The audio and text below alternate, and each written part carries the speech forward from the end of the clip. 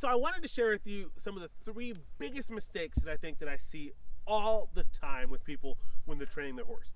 First one is over-schooling your horse. You know, a lot of programs will teach you to school your horse, drill these exercises into them, get them rigidly disciplined so that they're good, faithful mounts. And in my experience, that's one of the worst things that you can do for a horse. These horses are so sensitive and they have a very, very limited attention span. And it's so important to make the most of the little bit of time that we do have when we're working with them to make sure that our training is effective. And so by effective, make sure you get in there, make a little bit of progress, reward that horse for the progress, and then back off. Don't just keep schooling for the sake of schooling and drilling and hammering things into your horse's mind.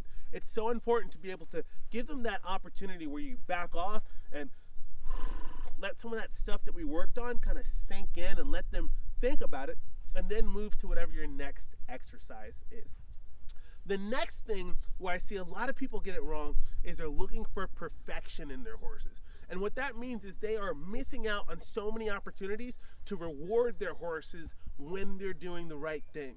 So if your horse is at least trying to give you a good answer or trying to move in the direction that you're looking for, go ahead and take the pressure off. Reward them for that. Sometimes we have these crazy goals in our heads and these expectations for our horse to do whatever it is that we already have set in our mind's eye. And then what happens is our horse might be well on their way there, but not quite where we want them to do. And we're holding off on giving them that reward. And so in turn, we're breaking their confidence instead of building their confidence for each step they give us towards that goal.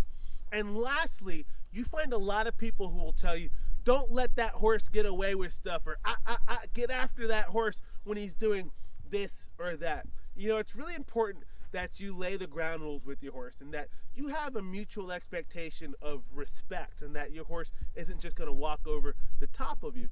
But also, just because you decide for your horse to do something doesn't mean that, 1, that your horse is ready to do that.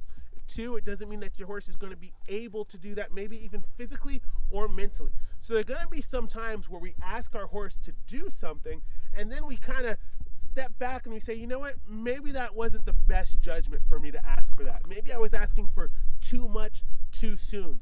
So instead of just anchoring in and digging my heels in and butting heads with my horses until it's my way or the highway type thing, sometimes we need to take a step back, take a nice big deep breath, and reevaluate maybe a better way to expose our horse or introduce our horse to something new. Maybe breaking it down into simpler steps, or maybe working on some more foundational things to shore up their confidence so that they're more likely to do well with us.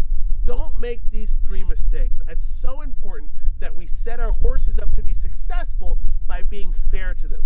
And when we're fair to them, they are so much more likely to be soft, safe, and steady.